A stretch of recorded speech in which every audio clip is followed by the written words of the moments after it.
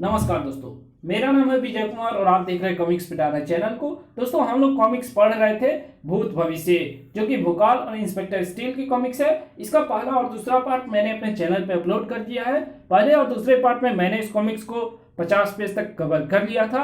अब इस पार्ट में इसकी आगे कहानी को शुरू करते हैं।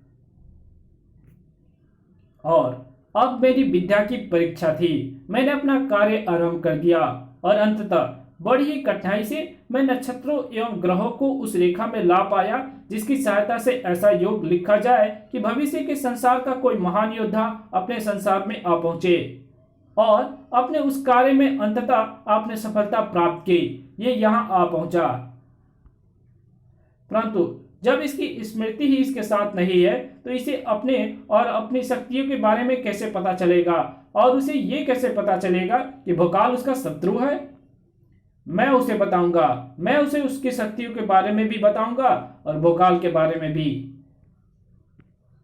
और ऐसा करने के लिए मैं प्रयोग करूंगा जुड़वा ग्रह योग का। काल कुंडली ऐसा कर पाता, जबकि इसे कुछ भी नहीं मालूम था। मैं कौन हूं? पहचान का एक सवाल यहां भी मुंह बाय खड़ा था। ये कौन है? तू इसे नहीं पहचानता? अरे आंखों को खोल कर देख, अपनी आंखों के सामने वही है जिसे विश्व का बच्चा बच्चा कहता है, महाबली भोकाल। ये महाबली भोकाल कैसे हो सकता है? वो तो रक्षक है, शांति का दूत है, जबकि ये भक्षक दिख रहा है। इसके कृत्य इसे विनाश का पुजारी सिद्ध कर रहे हैं। हाँ, मैं विनाश का पुजारी हूं। लहू बहाना मेरा धर्म है। आ बचाओ। बहुत बचाता आया हूं मैं तुम्हें। आज ना मैं तुम्हें बचाऊंगा और ना किसी को बचाने आने दूंगा। आ माँ। माँ के पास कहां जा रहे हो सपोलो? मौत के पास जाओ। आई। पीछे दो मासूम मौत के मुंह में जा रहे थे। ये देखने की फुर्सत कहां थी उसे। लेकिन अगर वो पीछे मुड़कर देख लेता तो निस्संदेह ही उसे वो अद्भुत दृश्य और वो लौह पुरुष देखने को मिल जाता। साथ ही देखने को मिल जाता काल कुंडली। बहुत खूब लौह पुरुष, तुमने इन बालकों को काल के मुंह से छीनकर दिखा दिया कि तुम उस कार्य को बखूबी करोगे जिसके लिए मैंने तुम्हारा निर्माण किया है। लौह पुरुष निर्माण? हाँ लौह पुरुष, हाँ, मैं काल कुंडली तुम्हारा स्वामी हूं। मैंने ही अपनी शक्तियों से तुम्हारा निर्माण किया है और तुम में भरी है वे अद्भुत शक्तियां, तुम्हें जिनका प्रयोग सीखना है। तुम अपनी शक्तियों का प्रयोग करना सीखोगे तो ही भोकाल नामक दुष्ट पापी को समाप्त कर पाओगे, जिसके अत्याचार को तुमने स्वयं देखा, जो तुम्हारी आंखों के सामने ही मानवता को कुचलता हुआ आगे बढ़ गया, जिसके आतंक से सारा विश्व त्राही त्राही कर रहा है। वो तुम्हें समाप्त करना है। तुम्हें उसे समाप्त करना है लौह पुरुष, और उसके लिए तुम्हें सबसे पहले अपने शक्तियों को पहचान कर उन्हें जगाना होगा। काल कुंडली ने उसके दिमाग को झकझोर कर रख दिया। सोचने के लिए मजबूर हो गया वो। मेरी शक्तियां? क्या है मेरी शक्तियां? ये क्या है? मेरी मेगागन एक्टिव शक्ति। Now megagun ready to fire. Bomb. भागो, महाबली भोकाल आ गया। आई आ महाबली भोकाल नहीं, शैतान और अत्याचारी भोकाल बोल।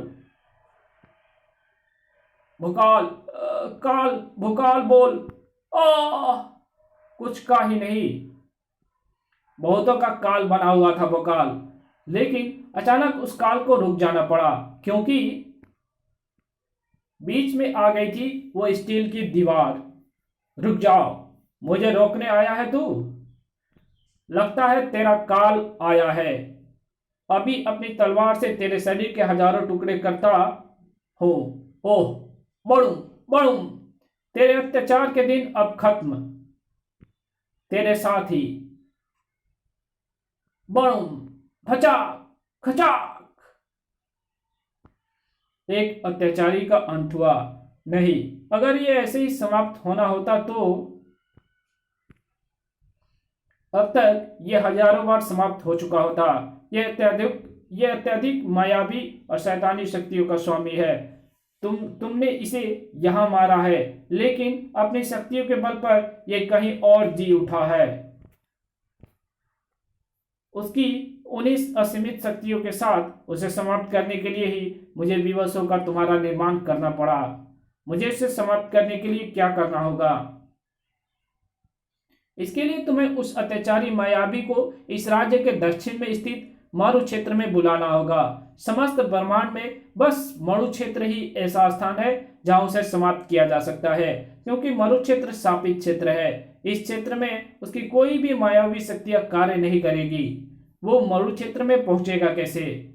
मरु क्षेत्र उसके हजारों शापित साथियों से भरा हुआ है। अगर तुम वहां जाकर उन्हें समाप्त करना आरंभ कर दो तो वो उसकी सहायता के लिए वहां जरूर पहुंचेगा। ऐसा है तो तुम उसे आराम से ऐसा होते ही तुम उसे आराम से समाप्त कर सकते हो। अरे, कहां चल दिए तुम? मरु क्षेत्र। भोकाल के 100 के टुकड़े हमारे सामने पड़े हुए हैं। उसे हमने अपनी आंखों से मरते हुए देखा है, लेकिन फिर भी आपने उस लौह पुरुष को मरु क्षेत्र में इसलिए भेज दिया ताकि वो भोकाल को वहां बुलाकर मार डाले। ये सब क्या है ज्योतिष श्रेष्ठ? ये सब क्या है? मेरे कुछ समझ में नहीं आ रहा है।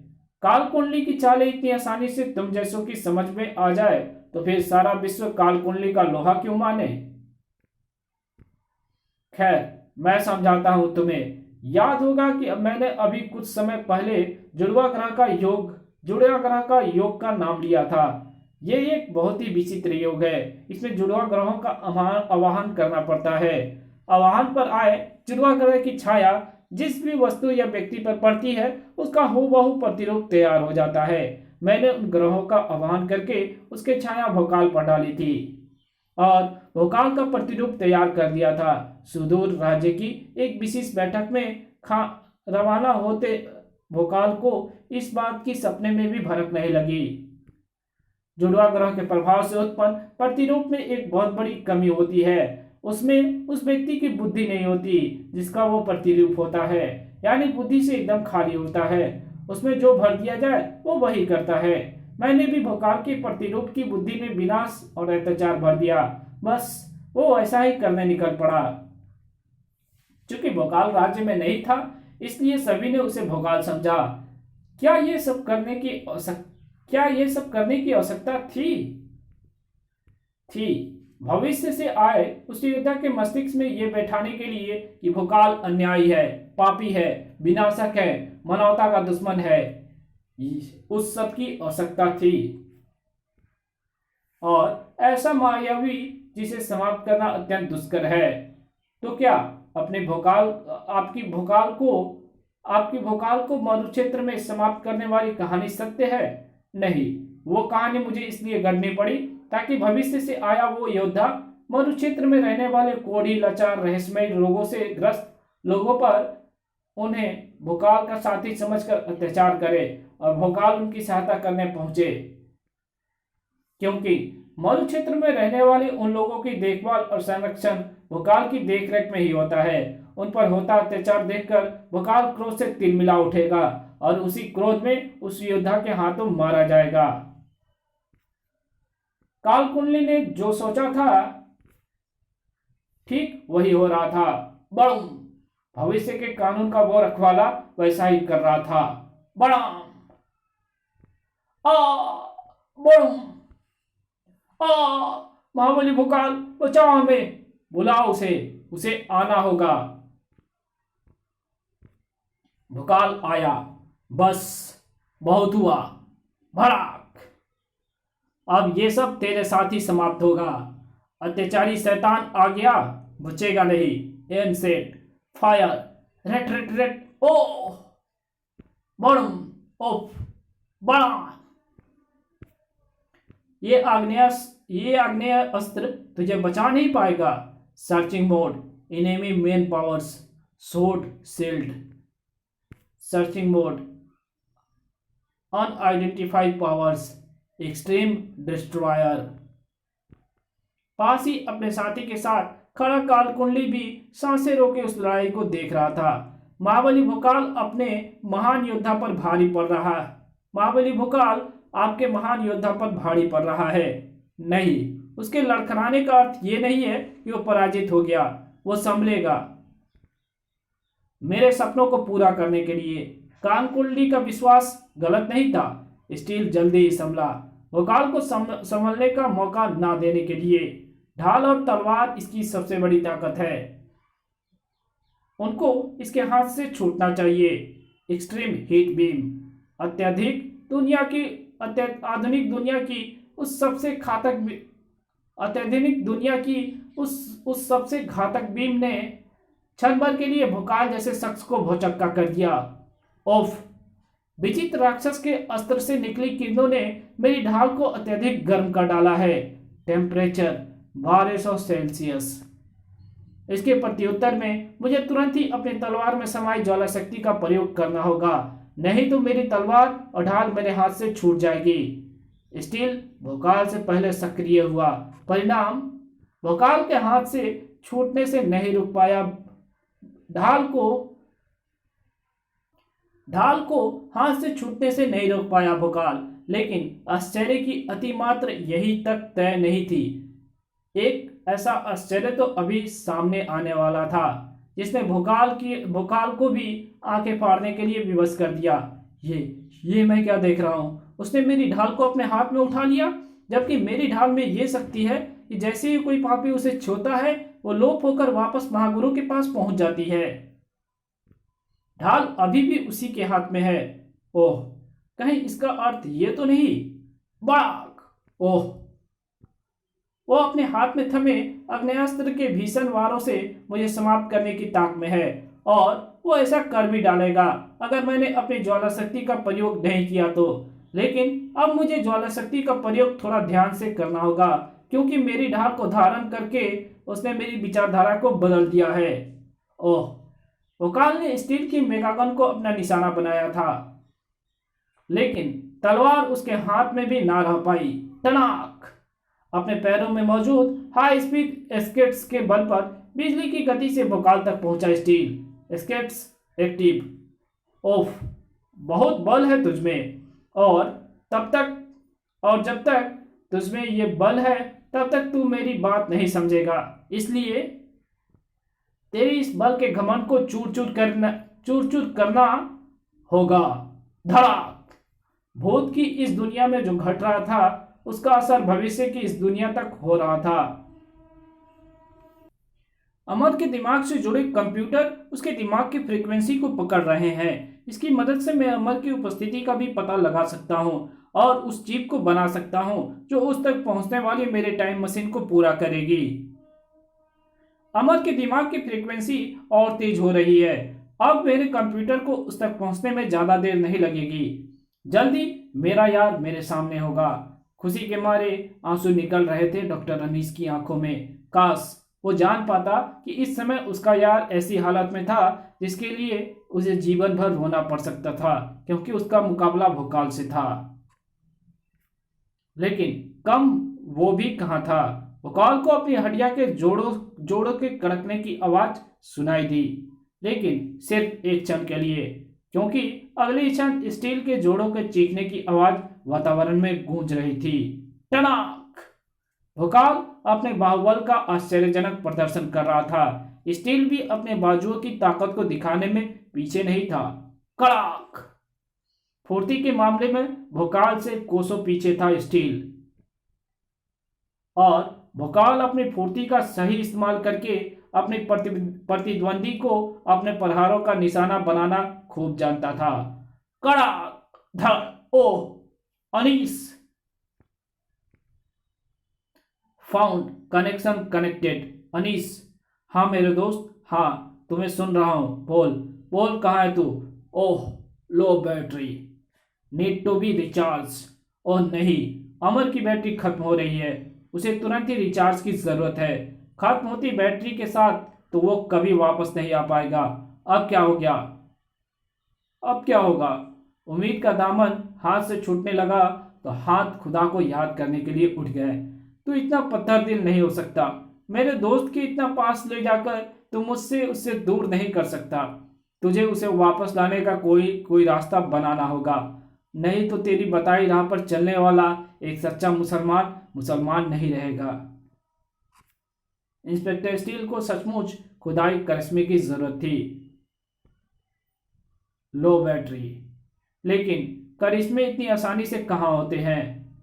Power cut, no power. ओफ, मेरी सारी बैटरी खत्म हो चुकी है। मेरे मशीनी शरीर को पावर मिलना बंद हो गई है। लेकिन ये मैं हूं कहाँ? किस दुनिया में आ गया हूं मैं? All memory are rewinding. और ये शख्स कौन है जो सामने खड़ा खड़ा है? वकाल की जुबान पर भी यही सवाल था। तुम्हारी दशा बता रही है कि तुम्हारा मस्तिष्क ठिकाने आ गया है, इसलिए तुम मुझे बताओ कौन हो तुम? तेरे उस प्रश्न का उत्तर मैं दूंगा। भोकाल, काल कुंडली। ओह, समझा समझा, सारा सेनान तेरा रचा हुआ है। मुझे समाप्त करने के लिए तूने इसका निर्माण किया है। दाद देनी होगी तेरी बुद्धि को। मुझे देखते ही तू सब कुछ समझ गया। चल, थोड़ा मैं भी तुझे समझाता हूं। ये योद्धा मेरे इशारे पर ही तुझे खत्म करना चाहता था, क्योंकि मैंने इसका निर्माण नहीं किया, बल्कि अपने योग के बल पर इसे भविष्य के संसार से यहाँ बुलाया है। और ऐसा मैंने इसलिए किया क्योंकि अगर ये तुझे मार डालता तो तेरी मृत्यु के साथ बंधा मेरा योग भी समाप्त हो जाता और तुझे समाप्त करने का मेरा सपना भी पूरा हो जाता। जुड़वा ग्रह की मदद से तेरा प्रतिरूप बनाकर मैंने इसके मस्तिष्क में तेरे लिए शत्रुता का जो पौधा बोया था। दुख है कि मुझे उसका फल नहीं मिल पाया, क्योंकि मुझे समाप्त करने से पहले ही इसकी स्मृति लौट आई। सारा सत्य इसके सामने आ गया और इसी के साथ तेरा खेल समाप्त हो गया। नहीं, उसकी स्मृति लौट आने के बाद भी मेरा खेल अभी समाप्त नहीं हुआ है, क्योंकि अगर तुझे समाप्त करने का कार्य ये नहीं करेगा तो ये करेगा। ओह नहीं, ये तो एकदम वही योद्धा है, लेकिन वो तो वहां है। फिर ये उसका प्रतिरूप है। जुड़वा ग्रह योग की सहायता से इसे मैंने ठीक वैसे ही बनाया है जैसे मैंने तेरा प्रतिरूप बनाया था। क्योंकि ये भविष्य के योद्धा का ही प्रतिरूप है, इसलिए तुझे ये भी समाप्त करेगा तो भी मुझसे योग हट जाएगा और ये तुझे समाप्त करके ही रहेगा, क्योंकि इसके साथ स्मृति लौटने का कोई झंझट नहीं है। इसकी स्मृति में तो एक ही बात भरी है कि इसे तुझे समाप्त करना है, हर दशा में। ओह, कालकुलनी नामक उस षड्यंत्रकारी ने पहले मेरे यहाँ तो भोकाल जैसे मानवता के रक्षक को समाप्त करने की कोशिश की, और अब ये कोशिश मेरे क्लोन के बल पर कर रहा है। मेरा क्लोन भोकाल पर भारी पड़ रहा है, क्योंकि मेरे क्लोन के हाथ में मेगागन है, जबकि भोकाल निहत्था है। आधुनिक दुनिया के उस सबसे बड़े सुपर हथियार का वो प्राचीन योद्धा अकेले मुकाबला नहीं कर सकता। मुझे इसकी हेल्प करनी होगी, लेकिन मैं ऐसा कैसे कर सकता हूँ? मेरा शरीर तो पावरलेस होकर पड़ा हुआ है। जब तक मुझे पावर बैटरी नहीं मिलेगी तब तक मैं कुछ नहीं कर सकता। ओह, बचने के चक्कर में भोकाल मेरे पास आ गिरा है। अब मैं शायद कुछ कर सकता हूँ। संभलते भोकाल को स्टील की आवाज ने चौंकाया। सुनो दोस्त, स्टील भोकाल को जो बताना चाहता था उसे तेजी से बताता चला गया। अगले ही क्षण, ओह, इससे तू बचने की जगह तो इसी की तरफ बढ़ता जा रहा है। लगता है तूने स्वयं मृत्यु को गले लगाने का निर्णय कर लिया है। अच्छा है, कम से कम इस तरह तुझे अधिक कष्ट तो नहीं होगा। अरे, ये तू क्या कर रहा है? इसके पीठ के पिछले वाले हिस्से को खोल रहा है, जिसके अंदर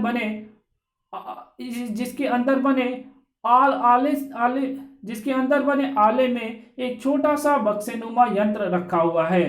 मुझे इस यंत्र को यहां से बाहर निकलना है, क्योंकि भविष्य के इस योद्धा ने बताया है कि ये यंत्र ही इसके इस प्रतिरूप की मुख्य शक्ति का स्रोत है। देख, उसका कहना सही निकला। इस यंत्र के बिना प्रतिरूप निष्क्रिय होकर गिर गया। ये यंत्र इस योद्धा को सक्रिय करेगा। नई पावर बैटरी लगते ही इंस्पेक्टर स्टील उठ खड़ा हुआ। यू आर अंडर अरेस्ट काल कुंडली। ये तुम्हारी भाषा नहीं समझेगा मित्र, इसे इसे मैं समझाता हूं। तुम बंदी बनाए जाते हो काल कुंडली। तुम्हारे आगे का समस्त जीवन काल कोठरी में गुजरेगा। नहीं, तुम कितना भी चिल्लाओ काल कुंडली, परंतु काल कोठरी का अंधकार तुम्हारे भाग्य में लिख चुका है और मुझे नहीं लगता कि तुम इस लिखे योग को टाल पाओगे। आ सैकड़ों सैनिकों से घिरा काल कुंडली चीखने के सिवा और कर भी क्या सकता था। अब इंस्पेक्टर स्टील की तरफ पलटा भोकाल। अब समय है एक दूसरे के बारे में जानने का।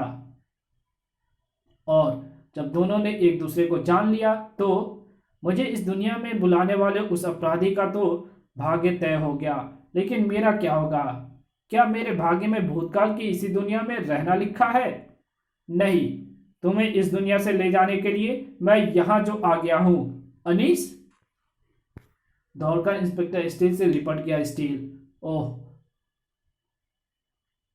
ओह अमर, कजार ने टाइम मशीन की चिप में जो गड़बड़ी की थी उसे देखकर मुझे लग रहा था कि अब मेरी आंखें फिर कभी तुझे नहीं देख पाएगी। अब वापस चलें।